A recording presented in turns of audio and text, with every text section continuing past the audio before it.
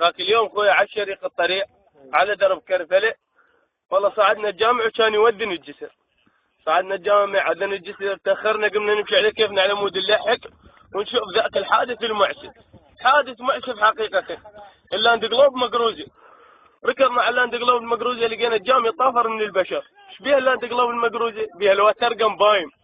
الوتر قنبايم ردت لي درنا فيه عرفيه تصلح الوتر قنبايم، ما حصلت وتصفط علينا حوفر قمره ودبل قماره سمره. قلت له بروح ابوك ما عاد قدرنا في عرفيه تصلح الوتر قنبايم مال لاند جلوب المقروزي. قال ما عاد بس جقوي الاسبانه، جقوي الاسبانه ما يفيدن. خويا ما طول لك السياره، فرشنا السالفه وقعدنا بصف البساط، بعدنا ما شربنا التفق والشاي قام يثور واحنا جوعانين. طبينا المطعم، قلت له بروح ابوك على حساب الجماعه كفر النباب وشماطه طور راس كبرها بصلاته. والله طانا كفر نباب وشماطه طور راس كبرها بصلاته. كنا واحنا جوعانين شبعانين، رحت على البيت ادق بالباب، منعولت الوالدين فك الباب، التلفق عضه يريد يحلقني، قالت الفرخ على النار وجدري بكذا. فك الباب، فكت الباب خويا، طبيت وانا شبعان جوعان، دا اسوي لي التجوع اخويا، وترجعني بخلاص ضربة شبيب وانا طقه وشرفته وانام. سلامتك.